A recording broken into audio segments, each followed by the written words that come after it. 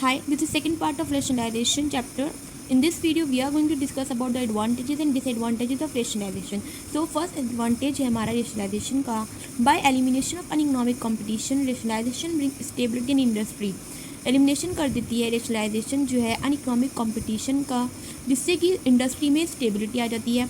Second, rationalisation secures maximum labour efficiency. Rationalisation हमने पहले भी पढ़ा है, मतलब जब ऑब्जेक्टिव्स पढ़ रहे थे, जबकि रेशनलाइजेशन जो है वो सिक्योर करती है मैक्सिमम लेबर इफिशिएंसी को. Through rationalisation the waste of raw material and human effort is avoided. Rationalisation की हेल्प से रॉ मटेरियल वेस्ट नहीं होता और ह्यूमन के जो एफर्ट्स हैं वो भी अवॉइडेड नहीं होते, अवॉइड हो जाते हैं. ह्यूमन एफर्ट्स जो है वो भी अवॉइड हो जाते हैं. Workers proper placement suitable training is done with specific selection by use of standardization and techniques of scientific technique of rationalization.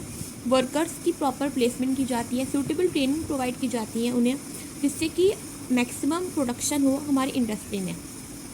It increases greater productivity with the proper use of resources. जैसे मैंने अभी बताया, वो productivity जो है वो increase हो जाती है रेशनलाइजेशन में, क्योंकि रिसोर्सेज का जो यूज़ है वो प्रॉपर होता है, एक सूटेबल मैनर में होता है. Methods of production and distribution of goods are improve. Production और डिस्ट्रीब्यूशन जो है गुड्स की, उसका मेथड इंप्रूव हो जाता है. कॉस्ट भी कम लगती है as a result of the simplification and standardisation of product. Simplified होती है, मतलब सिंप्लीफाइड वे में होती है प्रोडक्शन और डिस्ट्रीब्यूशन, और स्टैंडर्डाइजेशन भी होता है प्रोडक्ट का, जिसकी वजह से जो कॉस्ट है वो कम हो जाती है.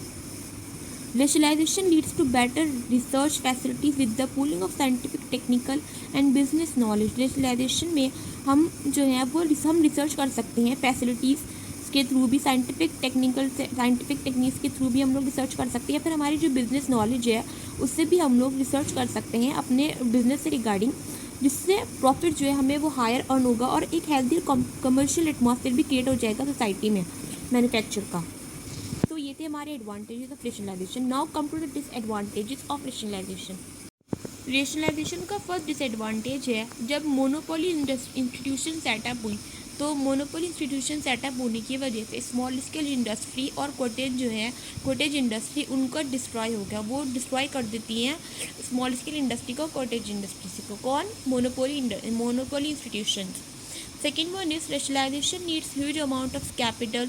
रेशनलाइजेशन में जो अमाउंट ऑफ कैपिटल चाहिए वो बहुत ज़्यादा चाहिए होता है, क्योंकि जब एसेट्स और लेबर्स जो हैं और जो भी टेक्निक्स यूज़ हो रही हैं वो अकॉर्डिंग टू साइंटिफिक मैनर में, अकॉर्डिंग टू साइंटिफिक हो रही हैं, तो उसके लिए एसेट्स जो होंगे वो बहुत ज़्यादा कॉस्टली होंगे. लेबर भी जो हमें चाहिए होगी वो स्किल चाहिए होगी और टेक्निक्स यूज़ होंगी जिसमें बहुत ज़्यादा कॉस्ट लगेगी. तो इस वजह से रेशनलाइजेशन में ह्यूज अमाउंट ऑफ कैपिटल चाहिए होता है. Third one is some economists said that manufacturer use the advantage of rationalization only.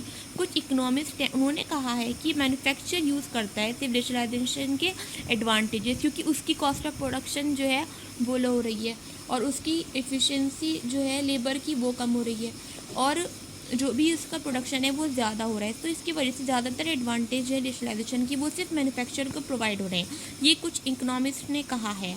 अगर उन्होंने कहा है तो ये सच ही होगा. Now come to the fourth disadvantage of rationalisation, that is rationalisation in business leads to the introduction of machinery. Rationalisation से बिजनेस में इंट्रोडक्शन हुआ है मशीनरी का, क्योंकि जो भी काम हो रहा है मोस्टली अब जो भी काम हो रहा है बिजनेस में वो मशीनरी से हो रहा है, जिसकी वजह से लेबर अनएम्प्लॉयड हो रहे हैं, उनका जो काम है वो भी मशीन कर रही है. तो जिस वजह से ऑर्गेनाइजेशन में मशीनरी इंक्रीज़ हो रहा है इन प्रोडक्शन, और लेबर्स जो हैं वो अनएम्प्लॉयड हो रहे हैं. लेबर्स उनका जो काम है वो जा रहा है.